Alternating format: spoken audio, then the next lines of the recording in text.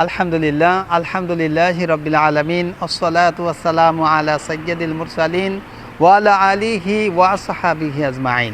সম্মানিত শ্রোতা মণ্ডলী, আসসালামু আলাইকুম ওয়া রাহমাতুল্লাহি ওয়া বারাকাতুহু। সম্মানিত শ্রোতা মণ্ডলী, আজকে আমি আপনাদের উদ্দেশ্যে যে বিষয়টি নিয়ে আলোচনা করব, আলোচনার মূল বিষয়টি হলো মহিলাদের পর্দা এবং সতরের মধ্যে পার্থক্য কী। নবী করিম সাল্লাল্লাহু আলাইহি ওয়াসাল্লাম এ ব্যাপারে বলেছেন যে মহিলাদের সতর সংক্রান্ত বিষয় নিয়ে আল্লাহর নবী চমৎকারভাবে তিনি বর্ণনা করেছেন। মহিলাদের সতর হলো এই যে সমস্ত মুখমণ্ডল এবং দুই হাতের কবজির শেষ অংশ এবং দুই পায়ের টাকনুকিরের নিচের এই শেষের অংশটি, অর্থাৎ এই তিনটে অংশ হচ্ছে মহিলাদের পর্দার অর্থাৎ সতরের বাইরের অংশ। আর ভিতরের যে অংশগুলো আছে এইগুলো হলো মহিলাদের সতর, অর্থাৎ এই সতরটুকু সবসময় ঢেকে রাখতে হবে। এটা আল্লাহ রাব্বুল আলামিনের বিধিবিধান রয়েছে। এই সতর ঢেকে রাখতে হবে, এটি ফরজ আইন। এখন কোনো মহিলা যদি ঘর থেকে যদি বের হয়, মার্কেট করতে যায় অথবা কলেজে ইউনিভার্সিটিতে যায় বা যে কোনো আত্মীয় স্বজন বাড়ি যদি যায়, তাহলে সে মুখটাকে আড়াল করবে, অর্থাৎ দুইটা চক্ষু শুধু দেখা যাবে আর চক্ষু দুইটা বাইরে রাখতে হবে।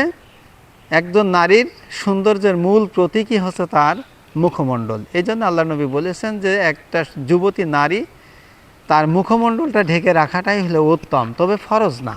তবে ফরজ হইল এই তিনটে অঙ্গ ব্যতীত, যে তিনটে অঙ্গের কথা আমি উল্লেখিত করলাম, এই তিনটে অঙ্গ ব্যতীত একজন মহিলাদের মাঝের যে জায়গাটুকু আছে এই জায়গাটুকু সকল অবস্থায় ঢেকে রাখা, এটি হচ্ছে ফরজের অন্তর্ভুক্ত, অর্থাৎ ফরজ। আল্লাহ রাসূল সাল্লাল্লাহু আলাইহি ওয়াসাল্লাম বলেন যে 14 জন পুরুষের সঙ্গে বিবাহ করা একজন মহিলার জন্য হারাম।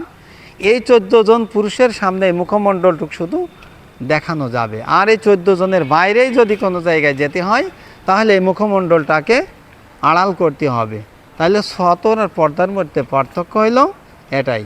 তাই আসুন আমরা অবশ্যই এই সতরকে আগলা রেখে কোনো ব্যক্তি যদি সলাত আদায় করে তাহলে তার সলাত আদায় হবে না। বিশেষ করে আমার মায়েরা বোনেরা যখন শাড়ি পরে নামাজ আদায় করে, গায়ে ওড়না দিয়ে নামাজ আদায় করে, অনেকের নামাজরত অবস্থায় অনেকের হাতের এই অঙ্গ বেরিয়ে থাকে, শাড়ি পরা অবস্থায় যদি নামাজ পড়ে অনেকের পেট বেরিয়ে থাকে, যার ফলশ্রুতিতে তার নামাজ হয় না।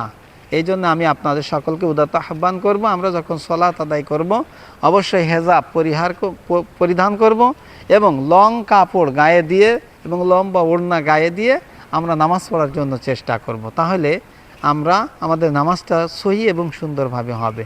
আশা করি সতর এবং পর্দার মধ্যে পার্থক্যের বিষয়গুলো অনুধাবন করতে পেরেছেন। তাই আসুন আমরা যা কিছু শুনলাম বাস্তব জীবনে আমল করার জন্য চেষ্টা করব। আল্লাহ পাক আমাদের সকলকে তৌফিক দান করুক। আমিন। আসসালামু আলাইকুম ওয়া রাহমাতুল্লাহি ওয়া বারাকাতুহু।